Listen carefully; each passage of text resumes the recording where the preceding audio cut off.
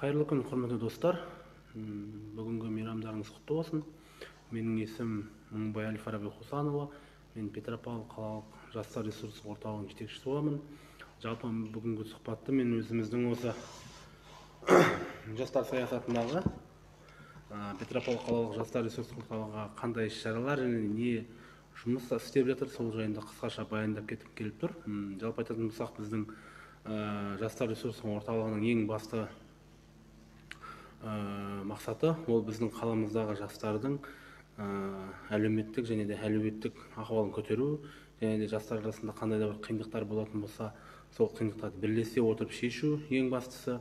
Біздің жұмысымызда бірнеше бағыттар бар. Мысалға алатын болсақ, біз мынау НИТ санатындағы жастарды қамтып, сол НИТ санатындағы жастармен жұмыс жасауды қолға алып, оны үдете түсудеміз. НИТ санаты дегеніміз ол еш жерде оқымайтын және де ешқандай жерде жұмыс істемейтін жастарды біз НИТ категориясына жатқызамыз. Сол НИТ категориясындағы жастарды біз жұмыспен қамтып және де қоғамдық өмірде белсенділігін таныту мақсатында жұмыс жасауға тырысамыз.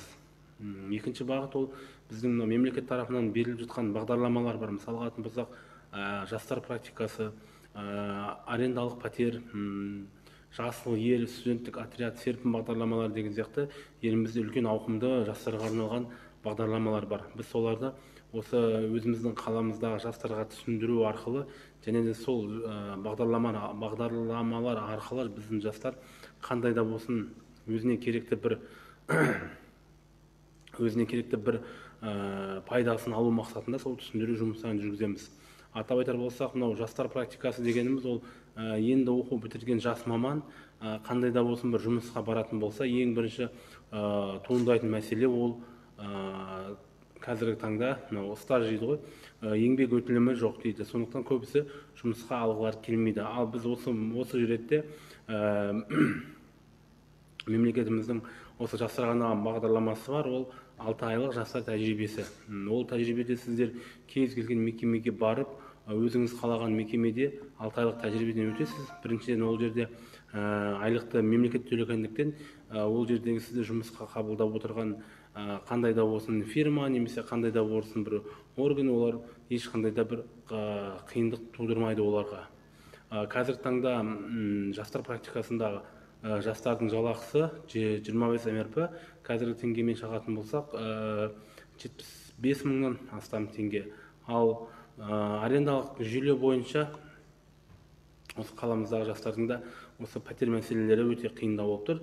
Қазіргі таңда сол мәселелерді шешу мақсатында біз жұмыс жасап, құзырлы органдарға ұсыныс хаттар жіберудеміз. Айтар болсақ, және де мынау жасыл ел жазғы студенттік отряд. Бұл жасыл елге жалпы алатын болсақ 14 жас пен 16 жас пен 29 жас аралығындағы жастар жазғы уақытта, бос уақыттарында жұмыс істей алады. Бұл жерде қала бойынша биылғы жылы 54 квота бөлінді. Біз сәуір айынан бастап жұмыс жасап келе жатырмыз. Және де біздің бүкіл облыс бойынша, бұл жасыл ел бойынша барлық аудандарда, барлық МРС-ларда өзінің мамандары бар. Сол сияқты бізде қазіргі мемлекеттік бағдарламаларда осы жастарға түсіндіру аясында ең маңызды жұмыстарын бірін атқарамыз. Және де айта кетер болсақ, қаламызда білесіздер, 2020 жылдан бастап елімізде волонтерлар жылы деп жарияланып, сол жылдан бері волонтерларға қатты көңіл бөлініп келе жатыр. Қазіргі таңда осы волонтерлік саласында да біздің жастар ресурстық орталығы өзінің жұмысын жалғастыруда. Біздің өзіміздің волонтерлық организациямыз бар, волонтерларымыз бар. Солармен бірлесе отырып, мынау жазғы уақытта немесе қысқы уақытта кез келген мынау жалғыз тұратын ардагерлер, жалғыз тұратын пенсионерлер, соларға көмектесу мақсатында біз жұмыс жасаудамыз. Оларда жазғы уақытта не істейді? Олар жазғы уақытта аулаларын тазалап, мусорларын тазалап, және де шөптерін отап, огородтары болатын огородтарын тазалауға көмектеседі. Және де қаламыздың қалалық сенбіліктер өткізіп отырамыз. Қалалық сенбіліктің мақсаты біздің өзіміздің қаламызды таза ұстау мақсатында. Екіншісі, мынау қысқы уақытта біз көбінесе мынау жалғыз басты пенсионерлердің аулаларын қардан тазалап, және де біз ол кісілердің көмірлерін тасып, отындарын жарып деген сияқты жұмыстар жасаудамыз. Жалпы алғанда біздің істеп жатқан жұмыстарымыз қысқаша баяндама осы. Және де айта кетер болсақ, бүгінгі халықаралық жастар күнімен сіздерді шын жүректен құттықтаймын. Білесіздер, әлемдің кез келген елінде, әлемдік деңгейде, әлем бойынша белгілі бір ең мықты күшке ие ол біз жастар. Біз жастар кез келген қоғамдық ортаны өзгертпеу де біздің қолымызда. Сондықтан да еліміздің дамуы үшін барлығымыз аянбай еңбек етуді жалғастырайық.